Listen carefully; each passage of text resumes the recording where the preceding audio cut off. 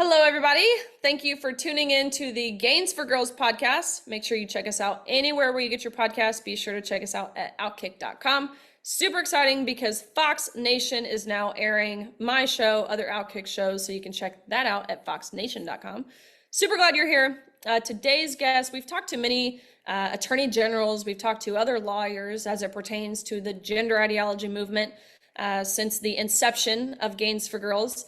But I figured it was time to get another attorney, another lawyer back on, especially given the recent Supreme Court win that we saw surrounding Title IX. But I think a lot of people misinterpreted what this really meant, what it meant for women's sports, what it meant for the harmful, severe rewrite that we have seen from the Biden-Harris administration. And so today we are having on Christiana Kiefer.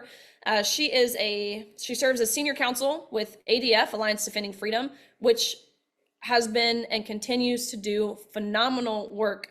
ADF, they work to expand Christian religious liberties and practices within public schools or government. They're great. I believe they're the largest legal organization advancing the God-given right to live and to speak the truth.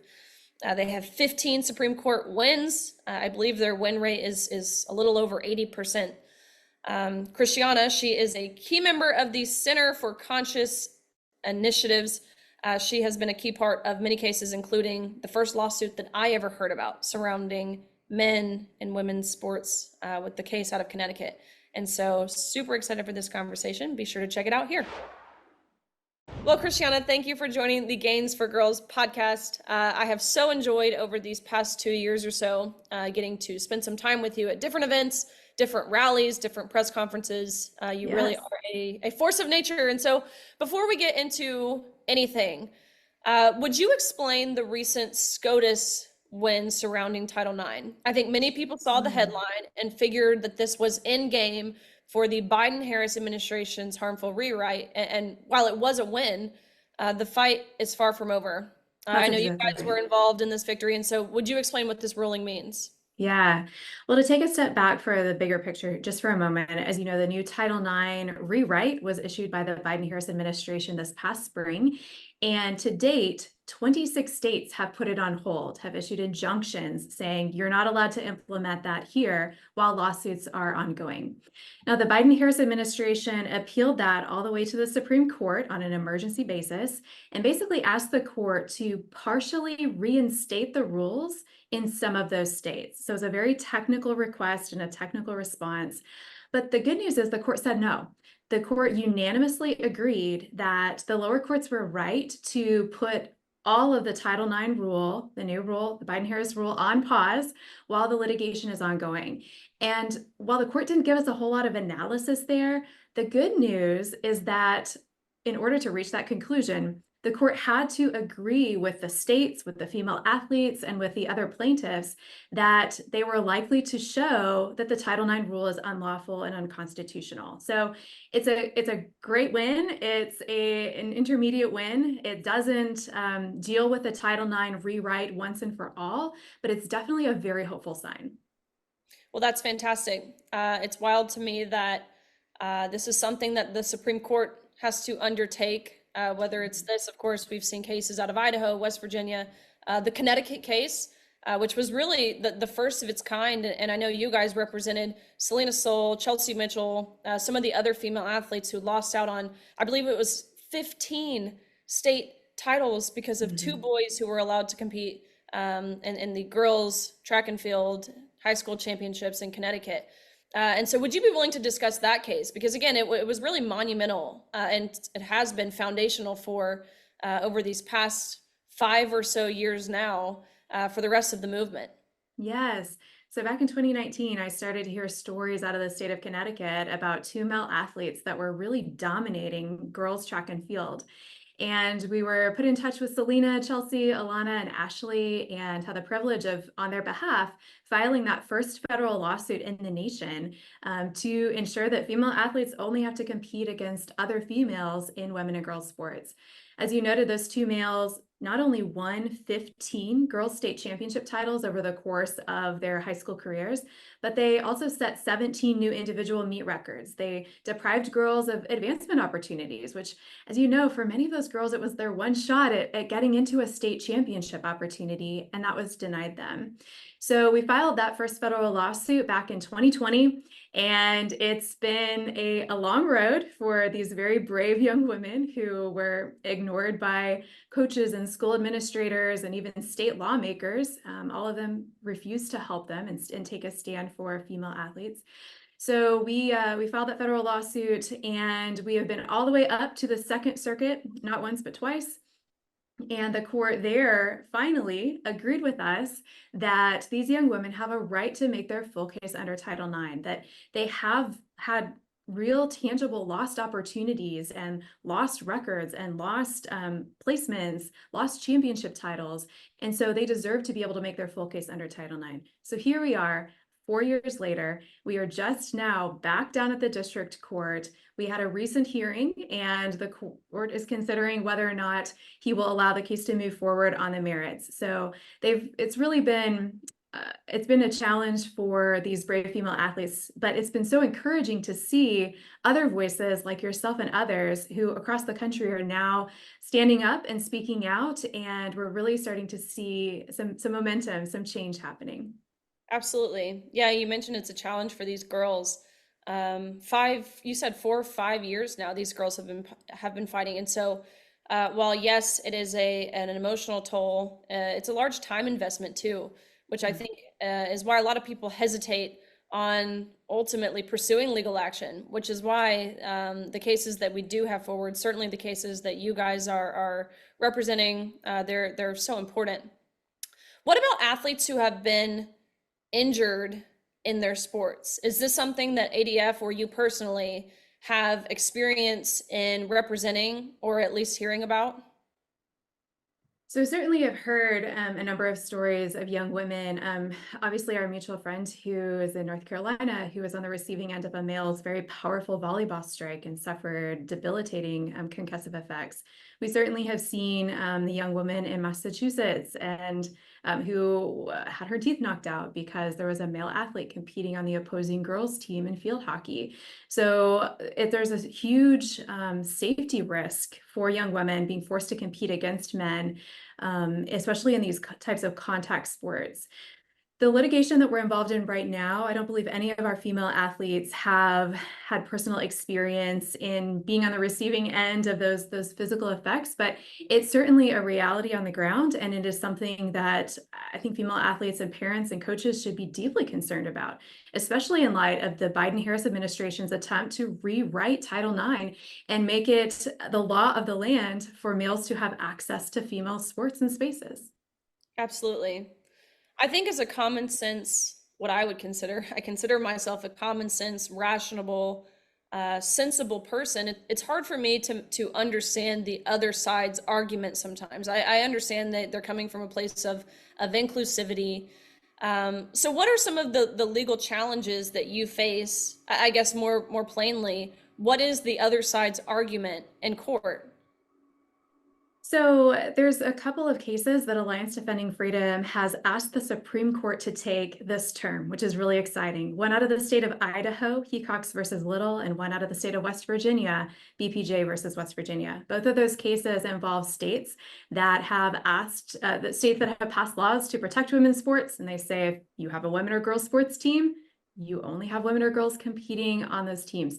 So those cases are being presented. To be honest, I completely forgot what your question was initially, so sorry about that. Fine. You're totally fine. It was it was just asking about what the other side's argument Yes, really thank is. you. Yeah. So in both of those cases, the other side is essentially arguing that to protect women and girls based on their sex discriminates based on transgender identity. And that's simply false. Women and girls under Title IX for the last 50 plus years have been protected based on their sex in order to ensure that they have fair athletic opportunities, the same types of opportunities that their male counterparts have. And in order to ensure that they have that level playing field, those athletic opportunities, not just to be on the podium, but to earn college scholarships and pursue the careers of their dreams, they must have protections based on their biological sex. If and when Trump gets elected in November, speaking of the Title IX rewrite, I mean, is this something that can easily kind of have its course corrected? Or is there lots of damage control to do to ultimately, I mean, bottom line, ensure that no men are in women's sports, which is number 17 on Trump's platform that he issued, I believe, at the RNC and has continued campaigning on? Well, a different administration could certainly roll back these new Title IX rule changes. But look, there's a lot of damage that's already been done by state legislatures across the country that have these gender ideology policies in their state laws. At the local level, school districts have passed these policies. So even once we're able to take care of these new Title IX changes once and for all, and I do think we'll win this, we are still facing a situation where women and girls are not protected in every state across the US. And that's something that we really want to see take place. Absolutely. As an attorney, how has language been manipulated? I mentioned, right, we hear words like compassion, we hear words like inclusion. I think it's fairly obvious to see how it's really not inclusive to ask women to step aside and allow men onto our podiums. But even the phrasing of, I mean, the word sex itself has become misconstrued, and we have unelected bureaucrats and officials going through the back door and reinterpreting these words to mean what they want it to mean. Does that make your job as an attorney, as a lawyer, difficult? Absolutely. It makes it really difficult to have a rational argument or even a conversation about these issues because unless we define our terms, it's difficult to know if we're using them in the same way. I've certainly been on the receiving end of briefs that were filed on behalf of these male athletes that say that their biological sex is female. And we know that that's simply incorrect as a matter of biology. It's simply wrong. They are male. And so, yes, the co-opting of the terms has made it very challenging to have these conversations, not just in the court of law, but in the public sphere, which is why I would encourage women and girls and your audience to make sure that we're using terms that are clear, use the most scientific terms available to us, and certainly not, I guess, bow at the altar of gender ideology and use these fake terms like cisgender, and the list goes on. We need to be referring to males as males and females as females so that we know what we're talking about. I could not agree more. I think it's easy to fall into the trap. You want to be kind, you want to be respectful, of course. I mean, I do.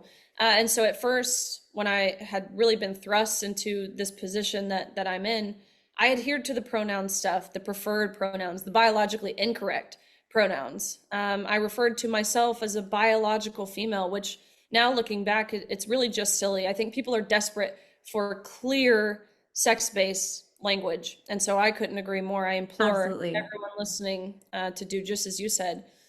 And You let's mentioned speak. briefs. Go ahead. Sorry. Oh, I was just going to comment. I just want to underscore what you said. The most compassionate and the most respectful terms are the clearest and the most biologically sound. Absolutely. You mentioned these briefs that are being filed. What about groups like the National Women's Law Center? Surely they defend women's rights to compete fairly, don't they? Well, let's just say that back in 2019, when we first heard about the Connecticut girls and what was taking place with the unfair competition they were facing, we sort of waited to see, well, where are the women's groups? Certainly, this is the type of case that they would be delighted to undertake to defend. Like, women have for decades fought to overcome discrimination and to be able to have that fair playing field, to have those access to education, athletic opportunities. And so it was very telling when none of the women's legal groups were willing to take a stand with actual females for female opportunities. And I think it's something I would love to see them turn around. Absolutely. I saw a video on X I mean, just recently. Actually, I saw it because Elon Musk commented on it. I believe he commented something like, this is insane, and this is coming from, he is a parent with a child who unfortunately has gone through hormones and social transitioning at least. But he said something to the effect of this social mind virus is spreading throughout Western civilization. But it was on a case that you guys are representing. I believe it was out of a Swiss court. if you know the case I'm talking about, it was about parental rights. Mhm. It was really powerful, this video that I saw. I also saw another video, I believe it was Dan and Jennifer Mead, in a case, I think it was Mead versus Rockford Public Schools. So lots of different cases regarding parental rights right now. Would you be willing to just touch on the importance of course, parental rights and maybe some of the details of these cases? Sure. Yeah, so I just would underscore how insidious this ideology is and how it has permeated so many layers of our society, including school districts, for example. So in the Meads situation, they had a middle school daughter who was being secretly transed at school. The school district was using masculine pronouns, masculine names for her, and intentionally hiding that from her parents. Even though the parents have been working closely with the school district to address a number of mental health concerns for this young woman, and come to find out they were, in essence, perpetuating that by pushing her towards this transgender ideology.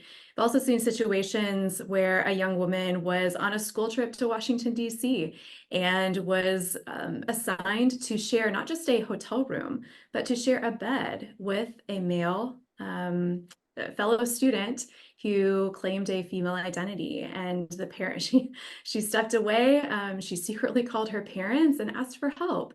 Look, this is so wrong, so deeply wrong. The Swiss case that you mentioned, there was a young woman who was 16 years old, and her parents were attempting to get her the mental health support and assistance that she needed. And the Swiss courts found that to be insufficient because they were not willing to provide her with puberty blockers and cross-sex hormones and other interventions to push her towards a transgender identity. So it's deeply concerning to see. It is a violation of parental rights. Like, the individuals who love these children more than anyone else in the world and have their best interests at heart are being really shut out of the process as the ideology is being pushed and foisted on their kids. Absolutely. You guys are doing phenomenal work as it pertains to, of course, the topics that we talked about, the gender ideology movement, parental rights, but also religious liberty, free speech. And so we couldn't be more grateful for you personally, and again, for Alliance Defending Freedom. Thank How you. can we support you and ADF and follow along with ongoing and future cases? Absolutely. Well, I'd encourage you all to visit adflegal.org, where you can find out more about our litigation, the Title IX lawsuits, the gender ideology, parental rights lawsuits, and so much more. Awesome. Well, thank you, Christiana. Thanks for having me. Thank you guys for tuning in. Be sure to check out adflegal.org to check out the work that they are doing, the critical work that they're doing. Really, like I said, I've just been honored to be involved with them in different capacities over the past few years. Wonderful people, wonderful organization. Again, check us out at outkick.com. Follow Gains for Girls anywhere where you get your podcasts. You can check us out now at foxnation.com, and we will see you again next week.